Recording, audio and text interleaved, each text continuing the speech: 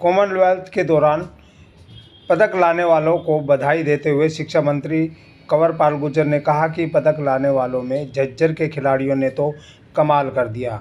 झज्जर में एक निजी कार्यक्रम में सम्मिलित होने के दौरान पत्रकारों से बातचीत करते हुए बोल रहे थे। उन्होंने कहा कि कुलदीप बिश्नोई के भाजपा में आ जाने से भाजपा मजबूत होगी। उन्होंने कहा कि कांग्रेस की ऐसी स्थिति हो गई है कि उनके यहाँ से कोई भी नेता चला जाए उनको कोई फ़र्क नहीं पड़ने वाला।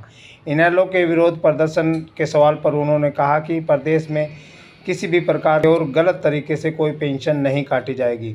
पूर्व मुख्यमंत्री ओम प्रकाश चौटाला के तीसरे मोर्चे के सवाल पर उन्होंने कहा कि हर पार्टी को प्रयास करना चाहिए, ये उनका अधिकार भी है। कांग्रेस के प्रदर्शन के बारे में उन्होंने कहा कि कांग्रेस के पास कोई मुद्दा नहीं है जिस पर वह प्रदर्शन करे। उन्होंने कहा कि वह अपने नेता से ऊपर किसी को नहीं मानते, लेकिन कानून सबके लिए बराबर है।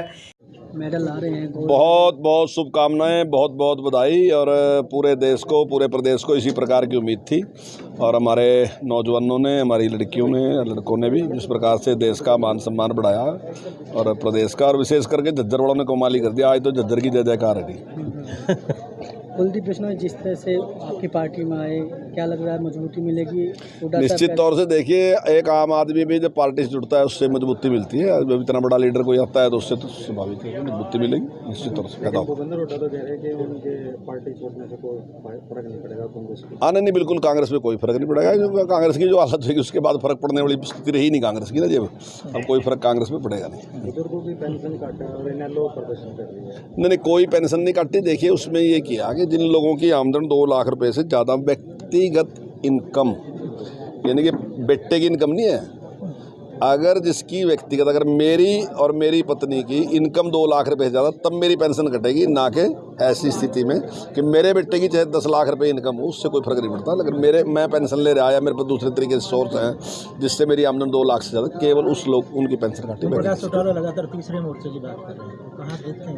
नहीं, देखिए, प्रयास तो करना ही चाहिए। चौटाला साहब, अगर तीसरा मोर्चा नहीं होगा तो क्या करोगे? तो आखिर प्रयास तो राजनीति में हर व्यक्ति करता है, तो ठीक है उनका प्रयास। मोर्चा, अस्पतालों की बात की जाए तो अस्पतालों की जर्जर हालत है। नहीं, बिल्कुल नहीं है। स्वास्थ्य मंत्री यहाँ पर आए थे, देखिए, एनएचएम कर्मचारी यहाँ लगातार हड़ताल पर है। देखिए, मैं ये दावे के साथ कह रहा कि हॉस्पिटलों में जितना सुधार किया वर्तमान सरकार ने, चाहे बेड की स्थिति है, मैं दावे के साथ कह सकता हूँ कि पिछली सरकार के मुकाबले में 4 गुना बेड बड़े हैं। हॉस्पिटलों की कैपेसिटी बड़ी है।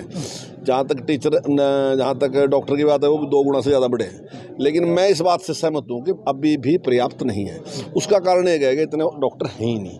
क्या कारण है कि बाहर प्राइवेट में ज़्यादा पैसा मिलता है तो उतने डॉक्टर में मिलते नहीं है। इसीलिए माननीय मुख्यमंत्री जी ने जो योजना शुरू करी कि हर जिले में हम एक मेडिकल कॉलेज बनाएंगे, और लगभग 8 जिले हमने फाइनल कर भी दिए जहाँ हमारा काम शुरू हो भी गया।